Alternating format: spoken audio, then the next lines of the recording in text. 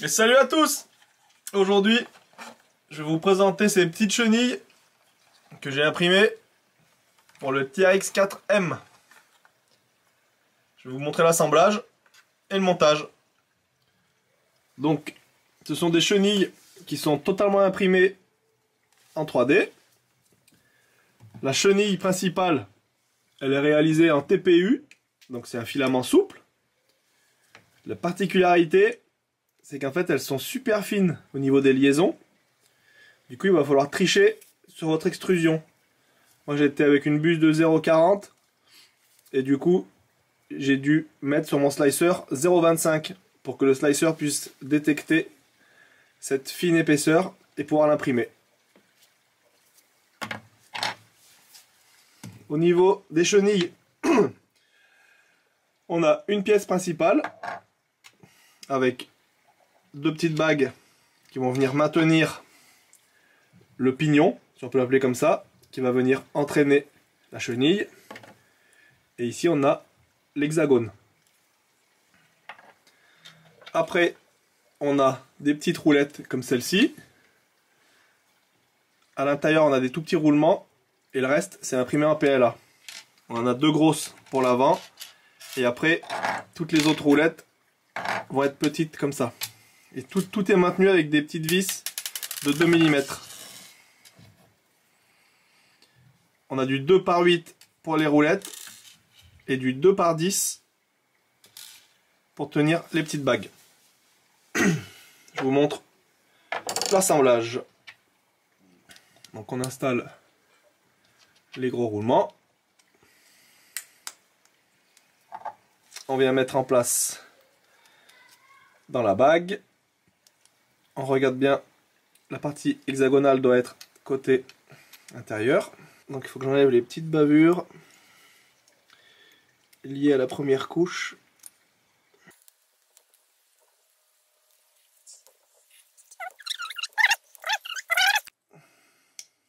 Voilà.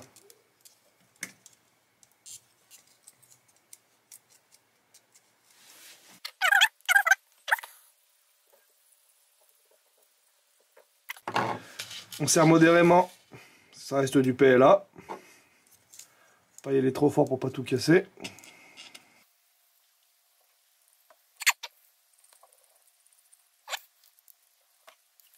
De l'autre côté, on a la petite bague à mettre aussi.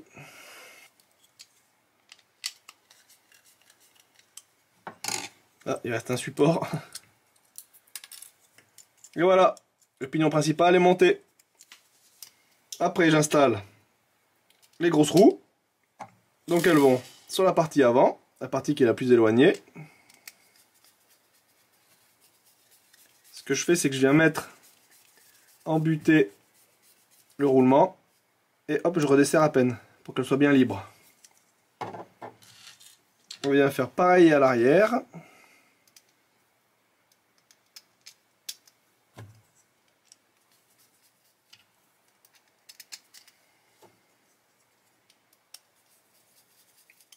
Voilà. Et là maintenant, on va pouvoir insérer la chenille. Bien mettre le pignon dedans. Hop. Après, il faut tirer un petit peu dessus.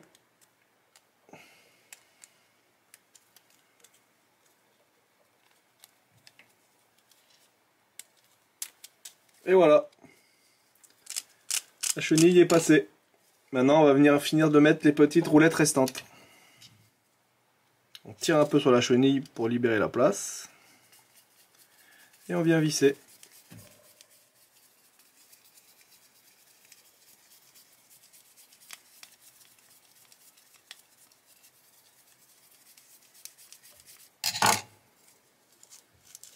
Et voilà, la chenille est fonctionnelle.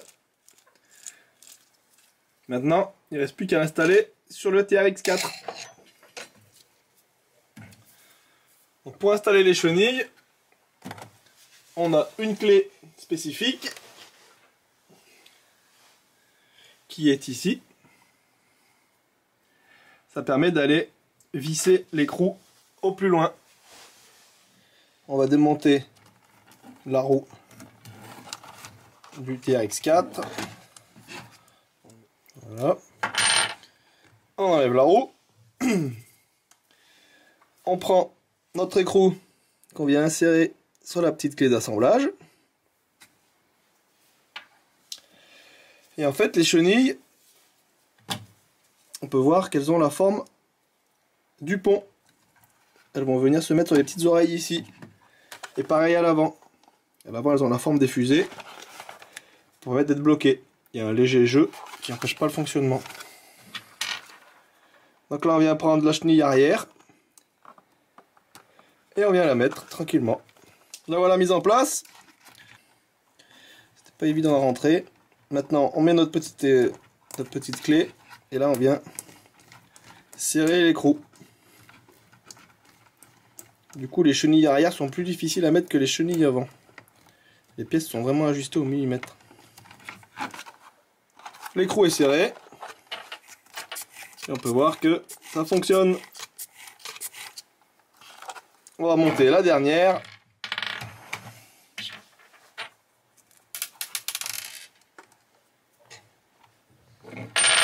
Hop. Elle est en place. On récupère notre écrou. On va mettre sur la petite clé. Donc ça, c'est un fichier qui est disponible gratuitement, que vous pouvez retrouver sur Culte 3D. Je vous mettrai le lien dans la description. Et un grand merci à son créateur de pouvoir laisser des fichiers de si bonne qualité gratuits. Et voilà la bête.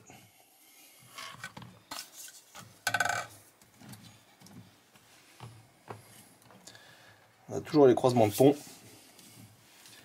Ça lui fait un look plutôt sympa. Ça lui fait une belle garde au sol. C'est original. Alors le problème qu'on a avec ces chenilles quand on roule avec, comme on a une démultiplication qui est liée au fonctionnement des chenilles, ça crée un peu de torque twist. Et du coup la caisse elle se balade un peu droite à gauche. Donc certains ont imprimé des cales d'amortisseur pour permettre de durcir l'arrière.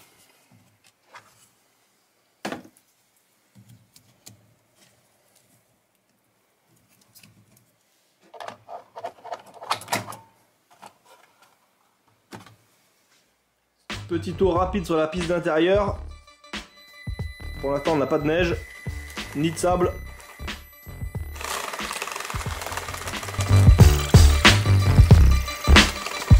Donc le torque twist est bien présent malheureusement. Donc il faudra que je mette des petites cales pour éviter que la caisse s'écrase sur le côté droit. Vous voyez, regardez. Si je recule, elle part à gauche. Si j'accélère, elle part à droite. La direction fonctionne bien.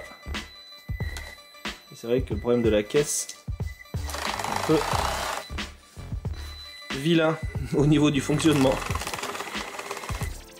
Là vous allez voir à l'accélération, la caisse part directement à droite et la chenille vient frotter. Ça n'empêche pas le fonctionnement, mais c'est pas des plus esthétiques.